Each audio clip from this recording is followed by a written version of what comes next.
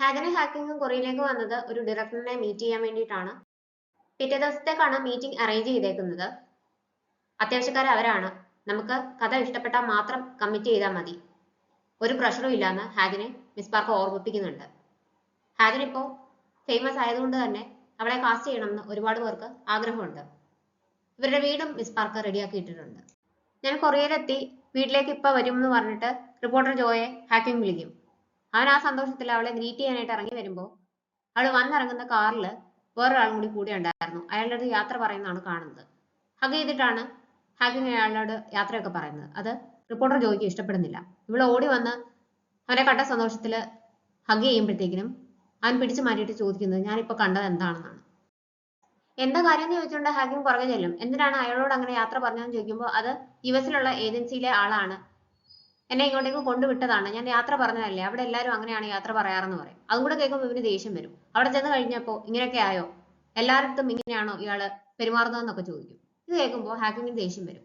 ഞാൻ എത്ര നാൾ കൂടിയിട്ടാണ് നമ്മൾ തമ്മിൽ കാണുന്നത്, ഞാൻ ആദ്യം വന്നത് ഇയാളെ കാണാൻ വേണ്ടിയിട്ടാണ്, ഇങ്ങനെ വഴക്കുണ്ടാക്കാനാണോ ഞാൻ ഇങ്ങോട്ടേക്ക് വന്നത്, ഞാൻ ടയേർഡാണ് എന്നിട്ട് ഞാൻ വന്നതാണെന്നൊക്കെ പറയുമ്പോഴത്തേക്കും ഇയാൾ ടയേർഡ് ആണെങ്കിൽ വീട്ടിൽ പോയിട്ട് റെസ്റ്റ് എടുക്കാനാണ് പറയുന്നത്. അത് കേൾക്കുമ്പോഴത്തേക്കും ഹാക്കിങ് ദേഷ്യത്തിൽ അവിടെ നിന്ന് ഇറങ്ങിപ്പോകും. പക്ഷെ അവൾ പോകുമെന്ന് അവൻ വിചാരിക്കുന്നുണ്ടായിരുന്നില്ല. അങ്ങനെ റിയാക്ട് ചെയ്യാൻ പാടില്ലാതെന്നൊരു തോന്നൽ വന്നു കഴിയുമ്പോഴത്തേക്കും അപ്പോളജൈസ് ചെയ്ത് ഞാൻ മിസ് ചെയ്യുന്നു, നമുക്കൊന്ന് മീറ്റ് ചെയ്യാമോ എന്നൊക്കെ ചോദിച്ചിട്ട് ജോക്ക് മെസ്സേജ് അയക്കുന്നുണ്ട്. ഈ ഡയറക്ടർ ഹാജനെ മീറ്റ് ചെയ്യാനായിട്ട് സ്റ്റേറ്റ്സിലേക്ക് ചെന്നിട്ടുണ്ടായിരുന്നു, പക്ഷെ മീറ്റ് ചെയ്യാൻ പറ്റുന്നുണ്ടായിരുന്നില്ല. അങ്ങനെയാണ് അവൾ തിരിച്ച് കൊറിയയിലേക്ക് വന്ന് അയാളെ മീറ്റ് ചെയ്യുന്നത്. കഥയൊക്കെ അവൾക്ക് ഇഷ്ടപ്പെടും. അവൾ ഓൾറെഡി ഇത് വായിച്ചിട്ടുണ്ടായിരുന്നു. ചെയ്യാൻ സമ്മതമാണെന്ന് പറയും. പക്ഷെ അതിനു മുമ്പ് എനിക്കൊരു ഉറപ്പ് വേണം, ഞാൻ ഇവിടുന്ന് പോകുന്നതിന് മുമ്പ് ഒരു സ്കാൻഡലിൽ ഇൻവോൾവ് ആയിരുന്നു എന്നറിയാലോ, ഞാൻ തിരിച്ചു വന്ന് അഭിനയിക്കുകയാണെന്ന് അറിയുമ്പോഴത്തേക്കും ചിലപ്പോൾ അത് വീണ്ടും ആളുകൾ കുത്തിപ്പൊക്കും. അങ്ങനെയാണെങ്കിൽ ഒരുപാട് പ്രശ്നങ്ങൾ വരാൻ സാധ്യതയുണ്ട്. അങ്ങനെയുള്ളപ്പോൾ ചിലപ്പോൾ ഈ പ്രോജക്റ്റ് ഡ്രോപ്പ് ചെയ്യണം എന്നൊക്കെ ഡയറക്ടർക്ക് തോന്നും. അങ്ങനെ എന്തെങ്കിലും വരുവാണെങ്കിൽ എന്നോടത് നേരത്തെ പറയണം. അങ്ങനെ ഒരു സാധ്യത വരുവാണെങ്കിൽ അതിനെ എങ്ങനെ ഹാൻഡിൽ ചെയ്യുമെന്ന് എനിക്കറിയാൻ ആഗ്രഹമുണ്ട്.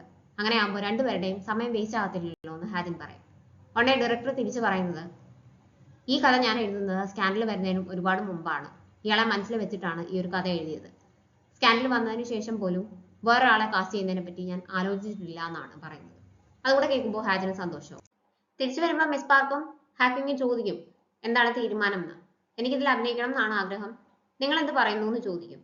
അപ്പോൾ മിസ് പാർക്ക് പറയുന്നത്, നമ്മൾ ഹോളിവുഡിൽ പോയിട്ട് എസ്റ്റാബ്ലിഷ്ഡ് ആയിട്ട് വരുന്നതേ ഉള്ളൂ, തിരിച്ചു വരിക എന്ന് പറയുമ്പോഴത്തേക്കും അവിടെ നമ്മൾ കരിയർ സ്റ്റാർട്ട് ചെയ്തിട്ടേ ഉള്ളൂ, അതെല്ലാം വിട്ടെറിഞ്ഞിട്ട് വേണം ഇങ്ങോട്ടേക്ക് വരാൻ. ഇവിടെ വീണ്ടും വർക്ക് ചെയ്യാനായിട്ട് തുടങ്ങുവാണെങ്കിൽ കുഴപ്പമില്ല, ഇല്ലാന്നുണ്ടെങ്കിൽ ആലോചിക്കണം എന്ന് പറയും. അപ്പൊ ഹാക്കിങ് പറയും, ഇവിടെ വന്നിട്ട് വീണ്ടും സ്റ്റാർട്ട് ചെയ്യണമെന്ന് ഞങ്ങൾ നിർബന്ധിക്കത്തില്ല, നിനക്ക് എന്താണോ ഇഷ്ടം അത് ചെയ്താൽ മതി, നിന്റെ ചോയ്സ് ആണ്, നന്നായിട്ട് ആലോചിച്ച് തീരുമാനിച്ചാൽ മതി എന്ന് പറയും. അങ്ങനെ ജംഹൂൺ തിരിച്ച് ന്യൂസ് ആങ്കറായിട്ട് കയറാൻ പോവുകയാണ്. അവന്റെ ആദ്യത്തെ സെഗ്മെന്റ് വരാൻ പോവുകയാണ്. മിസ് ചോയ് അവനെ ചിയർ ചെയ്യാനായിട്ട് വരുന്നുണ്ട്. റിട്ടേൺ ചെയ്യുന്ന ദിവസം തന്നെ അവനൊരു ഗസ്റ്റിനെ ഇന്റർവ്യൂ ചെയ്യാനുണ്ട്. അത് ടേയൂൺ ആണ്. ടേയൂണും തിരിച്ചു വന്നിട്ടുണ്ട്. ന്യൂസ് എല്ലാം കഴിഞ്ഞ് സംസാരിക്കുന്നതിന്റെ ഇടയിൽ നീ ഇപ്പോഴും ഹാജിനെ വേണ്ടിയിട്ട് വെയിറ്റ് ചെയ്യുകയാണോ എന്ന് ടേയൂൺ ജംഹൂണിന്റെ അടുത്ത് ചോദിക്കും. അപ്പൊ തലേദിവസം ഹാജിനെ കൊറിയയിൽ വെച്ച് കണ്ടു, തിരിച്ചു വന്നു എന്ന് തോന്നുന്നു എന്ന് ജംഹൂൺ അവനോട് പറയും. എന്തുകൊണ്ട് അങ്ങോട്ടേക്ക് പോയി സംസാരിച്ചില്ല എന്ന് ചോദിക്കുമ്പോൾ ഇന്നലെ യാദൃശ്ചികമായിട്ട് കണ്ടതാണ്, ഇനി മീറ്റ് ചെയ്യാൻ പറഞ്ഞിട്ടുണ്ടെങ്കിൽ ഞങ്ങൾ വീണ്ടും മീറ്റ് ചെയ്യും എന്നാണ് ജംഹൂൺ മറുപടി പറയുന്നത്. വീക്കെൻഡിൽ കാണാമെന്ന് പറഞ്ഞിട്ടാണ് ടേയൂൺ അവിടുന്ന് പോകുന്നത്. ഹാജനും ഇവരുടെ ഈ ന്യൂസ് സെഗ്മെന്റ് കണ്ടുകൊണ്ടിരിക്കുകയായിരുന്നു. അന്നേരമാണ് ഹാക്കിങ് അവിടേക്ക് വരുന്നത്. അവൾ ഉറങ്ങുന്നത് പോലെ പ്രിറ്റൻഡ് ചെയ്യുന്നുണ്ടെങ്കിലും ഹാക്കിങ് കണ്ടുപിടിക്കും. ഞാൻ ഡോക്ടർ യുയുടെ ഇന്റർവ്യൂ കാണുമായിരുന്നു എന്നാണ് ഇപ്പൊ പറയുന്നത്. പക്ഷെ ഇന്റർവ്യൂ ചെയ്യുന്നത് ആങ്കർ ലീ ആണല്ലോ, എന്തായാലും നീ കാണുമായിരുന്നല്ലോ, ബാക്കും കൂടി കണ്ടോളാൻ പറഞ്ഞിട്ട് ഹാക്കിങ് അവിടുന്ന് പോകും. കഴിച്ചോണ്ടിരിക്കുമ്പോൾ എന്തുകൊണ്ടാണ് ഫൈനൽ ഡിസിഷൻ എടുക്കാനായിട്ട് ഇത്രയ്ക്കും പ്രയാസം തോന്നുന്നതെന്ന് ഹാക്കിങ് ഹാജിന്റെ അടുത്ത് ചോദിക്കും. ആങ്കർ ലീ ആണോ കാരണം എന്ന് ചോദിക്കുമ്പോൾ അത് മാത്രമല്ല, തിരിച്ചു വന്നു കഴിയുവാണെങ്കിൽ ആൾക്കാർ എന്നെ അക്സെപ്റ്റ് ചെയ്യുമോ, വീണ്ടും പഴയതുപോലെ പ്രശ്നങ്ങൾ ഉണ്ടാവുമോ എന്നൊക്കെ ആലോചിച്ചിട്ട് പേടിയാണെന്ന് ഹാജിൻ പറയും. ബാക്കി എല്ലാ കാര്യങ്ങളും മറന്നിട്ട് നിനക്ക് ഇപ്പോഴും ആങ്കർ ലീയെ ഇഷ്ടമാണെങ്കിൽ നിങ്ങൾ വീണ്ടും ഡേറ്റ് ചെയ്യാനായിട്ട് തുടങ്ങണം, ഇല്ലെങ്കിൽ നീ അത് റിഗ്രറ്റ് ചെയ്യുമെന്ന് ഹാജിനോട് ഹാക്കിങ് പറയും. ഫ്രീ ആയതുകൊണ്ട് ഹാക്കിങ്ങിന്റെ അടുത്ത് പറയാതെ ഹാജിൻ ഷോപ്പിങ്ങിന് വരും. ഫോൺ ചെയ്യുന്നതുകൊണ്ടാണ് ഇന്ന് ഷോപ്പിങ്ങിന് വന്നേക്കാണെന്ന് ഹാക്കിങ് അറിയുന്നത്. ഒരു ബുക്ക് സ്റ്റോളിലേക്കാണ് പിന്നീട് ഹാജിൻ വരുന്നത്. അവിടെ ആങ്കർ ലീവ് ഉണ്ട്. ഇവള് പാസ് ചെയ്ത് പോകുമ്പോൾ ഹാജിനാണെന്ന് അവന് തോന്നും. അങ്ങനെ അവളുടെ പുറകെ പോയി നോക്കും.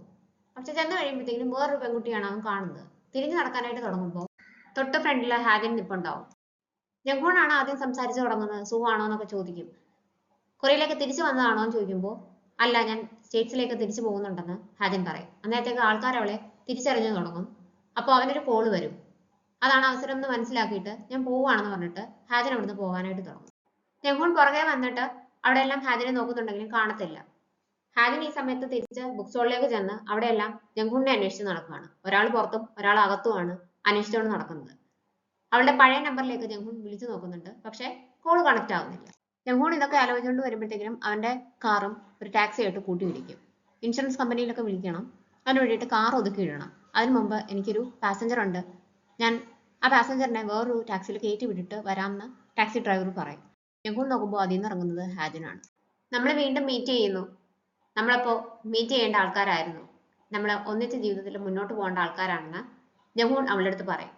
ഇതേ സെയിം സിനാരിയോ ഇതിനു മുമ്പ് ഇവർ ഡിസ്കസ് ചെയ്തിട്ടുണ്ട് ഇവരുടെ ഒരു ഡ്രാമയുടെ കാര്യത്തിൽ.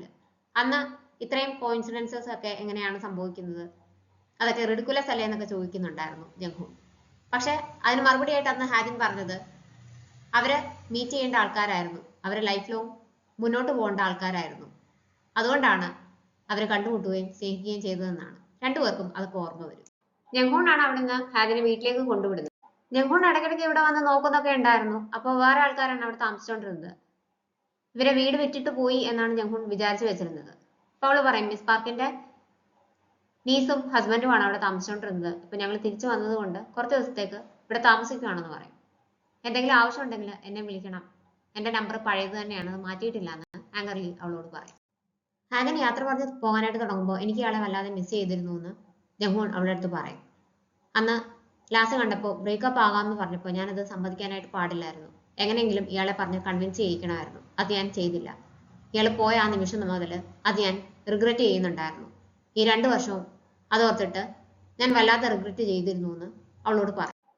ഞാനും റിഗ്രറ്റ് ചെയ്തിരുന്നു, ഇയാളെ ഒറ്റയ്ക്ക് ഇവിടെ വിട്ടിട്ട് പോകരുതായിരുന്നു എന്ന് ഞാനും എപ്പോഴും ചിന്തിക്കുമായിരുന്നു എന്ന് ഹാദിൻ ഉടനെ അവനോട് തിരിച്ചു പറയും. രണ്ടുപേർക്കും അങ്ങോട്ടും ഇങ്ങോട്ടും മിസ് ചെയ്തിരുന്നു എന്ന് രണ്ടുപേരും തിരിച്ചറിയുവാണ്.